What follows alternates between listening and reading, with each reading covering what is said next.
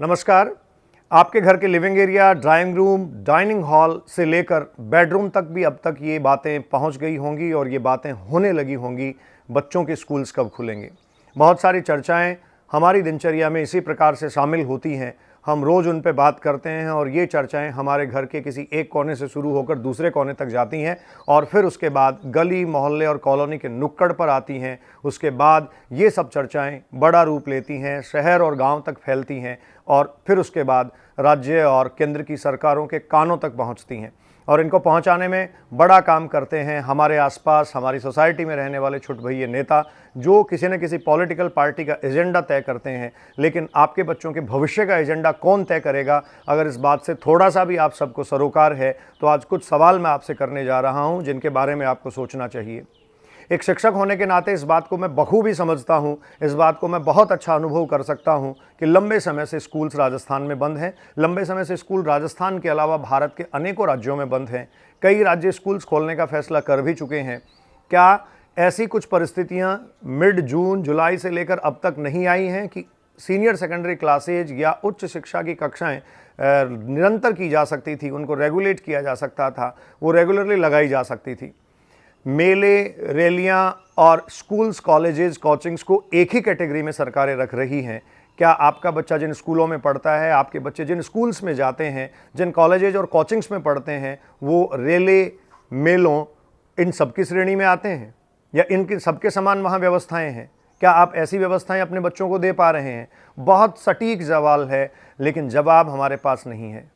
सरकार के हिसाब से मार्केट्स ओपन कर दिए जाएं, मार्केट्स में दुनिया भर की भीड़ आए, कोई फ़र्क नहीं पड़ता कितने कोविड प्रोटोकॉल्स और नियमों की पालना हो रही है। आप और हम सब अच्छे तरीके से ये समझते हैं, लेकिन स्कूल्स में जहाँ प्रॉपर सोशल डिस्टेंसिंग मेंटेन हो सकती है, वहाँ बड़ी क्लासेज के बच्चों को भी नहीं बुलाया जा रहा है। क्या सरकार और उनके नुमाइंदों को और राजनेताओं को आपके बच्चों के भविष्य की ज़्यादा चिंता है, या फिर उन्हें कहीं अपने राजनीतिक ब्लेम की या राजनीतिक जो उनकी परिदृश्य है उसको ठीक रखने की ज़्यादा चिंता है? इस पर आपको सोचना होगा। बच्चों के मानसिक स्थिति पर क्या प्रभाव इस समय पड़ रहा होगा? एक लंबे अरसे से वो लगातार एक ही माहौल में हैं, तनावग्रस्त हैं, इरिटेट हैं और वो अवसाद में जा रहे हैं। धीरे धीरे यह डिप्रेशन आपकी जनरेशन को ख़त्म कर रहा है, लेकिन हम सब उनसे भी कहीं ज़्यादा अपने आप को नकारा साबित कर रहे हैं इस मामले में। न कभी हम सोचते हैं, न कभी हम आवाज़ उठाते हैं। आप और हम और मैं, हम सब अगर किसी पॉलिटिकल पार्टी का एजेंडा होता तो डेफिनेटली अब तक कई स्तरों पर उसकी बात कर चुके होते, लेकिन स्कूल, कोचिंग्स और कॉलेजेस खोलने को लेकर हम कोई बात नहीं करते हैं। और अगर सामान्यतः बात करते भी हैं तो इस स्तर की नहीं करते जिससे कुछ परिणाम निकले, जिससे कुछ परिणति हो। आप एक बात और सोचिए, स्कूल्स, कॉलेज और कोचिंग्स ही क्या कोरोना फैलाने के भयावह रूप हैं? भारत में कोरोना फैलाने के लिए जिम्मेदार और उत्तरदायी राजनेता उस समय चुनावी रैलियां कर रहे थे, बहुत बड़े स्तर पर चुनावी रैलियां हो रही थी। बंगाल में विधानसभा के चुनाव हुए, उत्तर प्रदेश में पंचायत चुनाव हुए और एक धार्मिक आयोजन, बड़ा महाकुंभ हुआ। इन सब से कोरोना कितना फैल रहा था। तब आप अपनी अलग अलग आस्थाएं और अपनी अपनी राजनीतिक आस्थाएं लेकर डिबेट डिस्कशन में लगे हुए थे, लेकिन बच्चों के स्कूल्स को लेकर न तब आप बात कर रहे थे, न आज आप बात कर रहे हैं। अपने आप में बहुत निराश कर देने वाली बात है ये। क्यों हम अपनी पीढ़ी को ख़त्म होता हुआ देखना चाह रहे हैं? क्यों हम बात नहीं कर रहे हैं? क्यों हम आवाज़ नहीं उठा पा रहे हैं? क्या हम हमारे बच्चों को और हमारी सोसाइटी की आने वाली भावी पीढ़ी को एक मजबूत आधार दे पाएंगे? क्या कभी उनके पक्ष में हम बात कर पाएंगे? इस बात पर बहुत ज़्यादा हमें सोचने की आवश्यकता है, इस बात पर बहुत ज़्यादा हमें गौर फरमाने की आवश्यकता है। कोरोना काल की भयावह स्थिति हुई, सेकेंड वेव में लाखों लोग भारत में मरे, लाखों लोगों को कोरोना के कारण अपने लोगों को गंवाना पड़ा। और वो ही नहीं, आप ये मानकर चलिए कि हिंदुस्तान में कोई व्यक्ति ऐसा नहीं होगा जिसने अपने जानने वाले, अपने परिचित, अपने रिश्तेदार, अपने दोस्त या अपने किसी नज़दीकी आदमी को नहीं खोया हो। इतनी भयावह स्थिति होने के बावजूद भी सारे डिसीजंस होते आए हैं। सिनेमा हॉल खुलने जा रहे हैं, लेकिन आपके बच्चे का क्लासरूम नहीं खुल सकता क्योंकि क्लासरूम में सोशल डिस्टेंसिंग मेंटेन नहीं रह पाती, ऐसा गवर्नमेंट का मानना है, ऐसा सरकारों का मानना है। आप एक इस बात पर भी बहुत ज़्यादा विचार करने की आपको आवश्यकता है कि क्या आपके बच्चे परीक्षाएं नहीं दे सकते थे। जैसे परीक्षा परिणाम सामने आए हैं, उससे हम हो सकता है एक बार के लिए बहुत खुश हो रहे हों, एक बार के लिए हमारी चिंताएं बहुत बढ़ रही हों, लेकिन आने वाले समय में इन सब का प्रभाव क्या होगा, इसका इम्पैक्ट क्या होगा, एक शिक्षक होने के नाते मैं क्लासरूम में इसको महसूस कर पाऊंगा। और शायद आप भी आने वाले समय में उस पीढ़ी का हश्र देखकर ये समझ पाएंगे कि वो जो परिणाम थे वो लुभावने ज़रूर थे, लेकिन कितने यथार्थपरक थे और कितनी सच्चाई उनमें थी, ये आपको पता लगेगा, ये हम सबको पता लगेगा। क्या परीक्षाएं आयोजित नहीं करवाई जा सकती थी? बहुत सारे तौर तरीके थे। सोशल डिस्टेंसिंग और उसके अलावा एसओपी गाइडलाइन की अनुपालना करते हुए बहुत अच्छे तरीके से परीक्षाएं आयोजित करवाई जा सकती थी।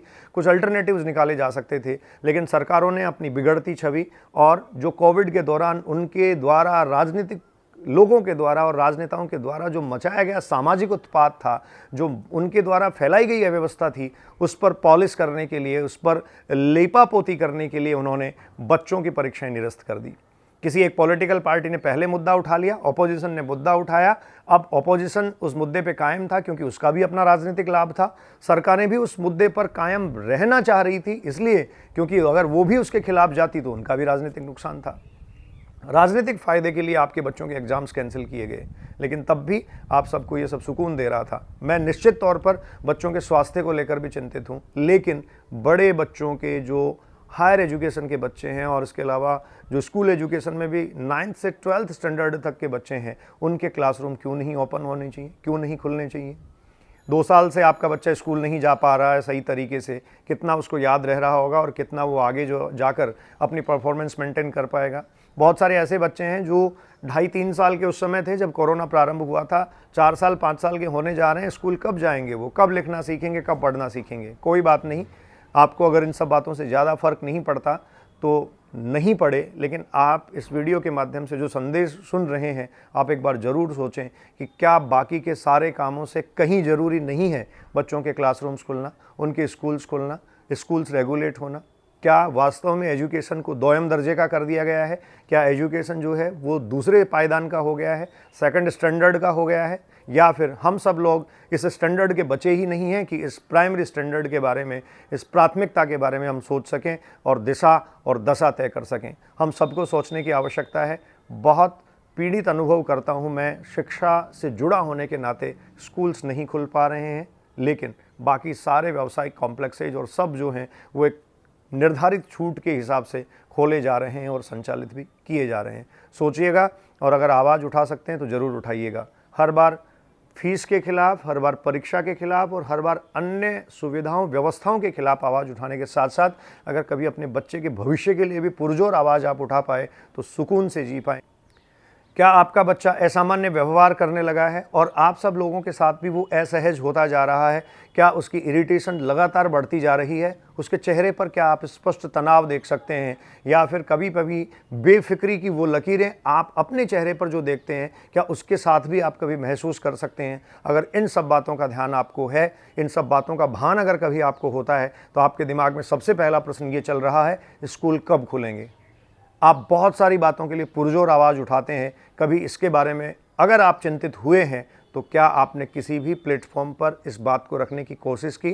क्या कभी भी आपने कोई कवायद शुरू की, स्कूल्स कब खुलेंगे? क्या हमारी व्यवस्थाएं ऐसी नहीं हैं कि हमारी जो प्राथमिक आवश्यकता है, हमारी जो बुनियादी आवश्यकता है, हमारे बच्चों को शिक्षा उपलब्ध करवाना, उसके लिए समुचित प्रबंध हम नहीं कर पाएंगे? या फिर सिर्फ राजनीतिक महत्वाकांक्षाओं और जो पॉलिटिकल पार्टीज़ के एजेंडाज हैं उनको ही हम पुरजोर आगे बढ़ाते रहेंगे? हम सबको इस पर सोचना चाहिए।